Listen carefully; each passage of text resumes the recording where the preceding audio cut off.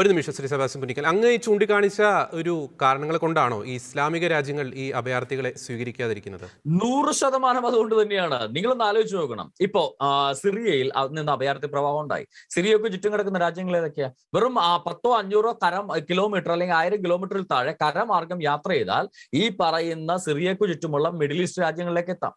അവിടെ എങ്ങും പോകാതെ മെഡിറ്ററേനിയൻ കടലും ക്രോസ് ചെയ്ത് ഈ ഉരുക്കളിൽ കയറി, അതായത് ഒരു എന്താ പറയാ, ഒരു ബോട്ടിനകത്ത് 40 പേർക്ക് കയറാമെങ്കിൽ 500 പേരും 600 പേരും കയറി മുങ്ങി മരിക്കത്തക്കതണം റിസ്ക് എടുത്ത് ഇവരെ കയറ്റിവിടുന്ന ഹ്യൂമൻ ട്രാഫിക്കേഴ്സ്.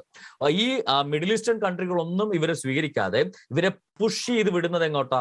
ക്രൈസ്തവ രാഷ്ട്രങ്ങളിലേക്ക്, മതേതര രാഷ്ട്രങ്ങളിലേക്ക്, മതസ്വാതന്ത്ര്യമുള്ള രാഷ്ട്രങ്ങളിലേക്ക്. ഇത് ഒരു ഇൻഫിൽട്രേഷൻ ആണ്. ഇവർ ചെയ്യുന്ന ഒരു ഇസ്ലാമിക രാജ്യ സ്ഥാപനത്തിന് വേണ്ടി ഇവർ നടത്തുന്ന ഒരു ഇൻഫിൽട്രേഷൻ ആണ് നമുക്ക് കാണാൻ സാധിക്കും. ഫ്രാൻസിൽ വെറും 5% മുകളിലായപ്പോൾ, ഇവിടെ കഴിഞ്ഞിടയ്ക്ക് എനിക്കെതിരെ അറ്റാക്ക് നടത്തുന്നതായിട്ട് ഇന്റലിജൻസ് റിപ്പോർട്ട് വന്നതിന്റെ ഭാഗമായിട്ട് ഇവിടുത്തെ പോലീസ് അധികാരികളുമായിട്ട് ഞാൻ ബന്ധപ്പെടുകയുണ്ടായി. അപ്പോൾ ഞാനിങ്ങനെ പറഞ്ഞു, ഒരു 10% കഴിഞ്ഞാൽ അവരുടെ പ്രസൻസ് നിങ്ങൾക്ക് മനസ്സിലാവും എന്ന് പറഞ്ഞു. അപ്പോ എന്നോട് സംസാരിച്ച ഡിറ്റക്റ്റീവ് പറഞ്ഞു, അതെ പക്ഷെ അയർലൻഡിൽ 10% ഉണ്ടല്ലോ, എന്നിട്ട് നമ്മൾക്കൊരു പ്രശ്നമില്ലല്ലോ. ഞാൻ പറഞ്ഞു 100% ഞാൻ പറയാം, ഇവിടെ 10% ഉണ്ടാവില്ല. ഉണ്ടെങ്കിൽ ഇവിടെ പ്രശ്നം ഉണ്ടായിട്ടുണ്ടാവും, നിങ്ങൾ ഇതിനകം അറിഞ്ഞിട്ടുണ്ടാവും എന്ന് പറഞ്ഞു. പുള്ളിക്കാരൻ എന്നിട്ട് വിശ്വാസം വരാതെ പുള്ളി ചെക്ക് ചെയ്തു എത്ര പോപ്പുലേഷൻ ഉണ്ടെന്ന്. <0.1% അയർലൻഡിലുള്ളൂ.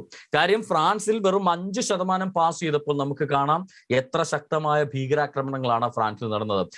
മുഹമ്മദിന്റെ കാർട്ടൂൺ വരച്ചു എന്ന് പറഞ്ഞ് ഒരു സ്ഥാപനം തന്നെ ബോംബിട്ട് തകർക്കുകയും ആ കാർട്ടൂൺ ഒരു സ്കൂളിൽ ഒരു ആശയ സംവാദം എന്ന നിലയിൽ ഒരു കാർട്ടൂൺ കാണിച്ചതിന് ഒരു അധ്യാപകനെ പരസ്യമായി കഴുത്തറുത്ത് കൊല്ലുകയും ചെയ്ത തരത്തിൽ ഇസ്ലാമിക തീവ്രവാദം ഫ്രാൻസിൽ വരാനും അത്തരത്തിലുള്ള സപ്പോർട്ടുകൾ അവർക്ക് കിട്ടാനും കാരണം എന്താണ്? ഇത്തരത്തിലുള്ള എല്ലാ മുസ്ലിങ്ങളും അവരുടെ പ്രവാചകനും സുന്നത്തും അത് കഴിഞ്ഞിട്ടേ അവർക്ക് എന്തുമുള്ളൂ. അപ്പോൾ ഒന്നുകിൽ മുസ്ലിമായി പ്രവാചകനും സുന്നത്തും അനുസരിച്ച് ഈ ശരിയ നിയമം പാലിച്ച് ജീവിക്കുക, അതല്ലെങ്കിൽ ഇസ്ലാം മതം വിടുക എന്ന ഓപ്ഷൻ അല്ലാതെ മറ്റൊരു ഓപ്ഷൻ ഇസ്ലാം മതം മുന്നോട്ട് വെക്കുന്നില്ല. ഈ പൊളിറ്റിക്കൽ ഇസ്ലാമിന്റെ ഭാഗമായിട്ട് ശരീഅത്ത് നിയമമുള്ള രാജ്യം ഉണ്ടാക്കി മാറ്റുകയോ അത്തരം രാജ്യങ്ങളിലേക്ക് ഹിജറ ചെയ്യുകയോ, അതായത് പലായനം ചെയ്യുകയാണ് ഒരു ഇസ്ലാമിന് മുമ്പിലുള്ള ഒരേ ഒരു വഴി, അൺലെസ് അവൻ മതം വിട്ടില്ലെങ്കിൽ. അപ്പൊ ഇതൊരു യാഥാർത്ഥ്യമാണ്. നമ്മൾക്ക് ഇപ്പൊ ജോർജ് വയലിൽ തന്നെ പറഞ്ഞു, വളരെ ചുരുക്കം മുസ്ലിങ്ങൾ മാത്രമാണ് ഇതിനേക്ക് സപ്പോർട്ട് ചെയ്യുന്നത്. അല്ല, MK മുനീറിന്റെ പോസ്റ്റിന്റെ താഴെ ഒന്ന് വായിച്ചു നോക്കുക. എത്ര 100 കണക്കിന് കമന്റുകൾ MK മുനീറിനെ വിമർശിച്ചുകൊണ്ട് വന്നിട്ടുള്ള നമുക്ക് കാണാൻ സാധിക്കും.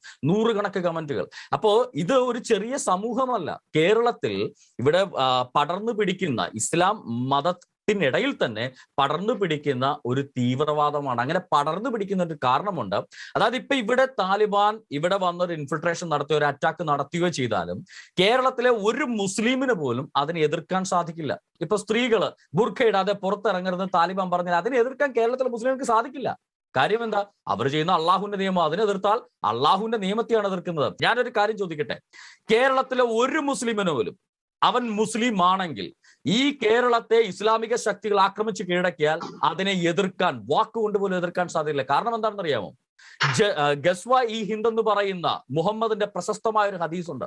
ആ ഹദീസിനകത്ത് പറയുന്നത് ഈ ഇന്ത്യയെ കീഴടക്കുക എന്നുള്ളത് എന്റെ ഒരു സ്വപ്നമാണ്, ഇസ്ലാമിക രാജ്യമാക്കി ഇന്ത്യയെ മാറ്റുക എന്നുള്ളത്. ഇന്ത്യയെ കീഴടക്കുന്നവന് സ്വർഗം ലഭിക്കും. ഈ ഹദീസ് കഴിഞ്ഞ ഏതാനും വർഷങ്ങൾക്ക് മുന്നേ നമ്മുടെ പ്രശസ്തനായ പാകിസ്ഥാൻ ക്രിക്കറ്റർ ഷൊഹൈബ് അക്തർ ഈ ഹദീസ് ഉദ്ധരിച്ചുകൊണ്ട് ഒരു സ്റ്റേറ്റ്മെന്റ് നടത്തിയതിന്റെ വീഡിയോ ട്വിറ്ററിൽ ട്രെൻഡിങ് ആയിരുന്നു.